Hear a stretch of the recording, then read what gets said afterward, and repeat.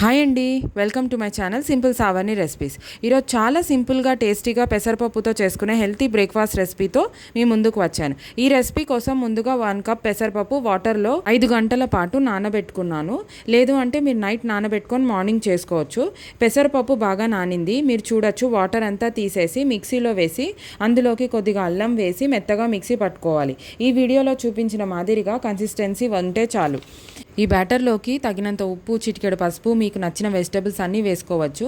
నేను onion, carrot, green chilli, sweet corn, కొత్తిమీర వేసి అంతా బాగా కలిసేలా కలుపుకొని 1/4 టీ స్పూన్ బేకింగ్ సోడా వేసి 5 నిమిషాలు బాగా కలిపి పక్కన పెట్టుకొని ఒక మందపాటి గిన్నె లేదా బాండీ తీసుకొని 3 స్పూన్ల ఆయిల్ వేసి ముందుగా కలుపుకున్న బ్యాటర్ బాండీలో ఈవెన్గా స్ప్రెడ్ చేసి మూత పెట్టి సన్నటి సెగ మీద 20 నిమిషాల పాటు 2 వైపులా గోల్డెన్ బ్రౌన్ వచ్చేదాకా కాల్చుకోవాలి. చల్లారాక సర్వ్ చేసుకొని తినడమే. చూస్తుంటే నోరూరుతోంది కదా. చిన్న చిన్న పీసెస్గా కట్ చేసుకొని కిడ్స్ టిఫిన్ బాక్స్లో, లంచ్లోకి కానీ ఈవినింగ్ స్నాక్గా కానీ ఇవ్వచ్చు. బయట నుంచి క్రిస్పీ, లోపల నుంచి సాఫ్ట్గా ఉండే వెజ్ ఆమ్లెట్ రెడీ. వీడియో నచ్చితే లైక్, షేర్ అండ్ సబ్స్క్రైబ్.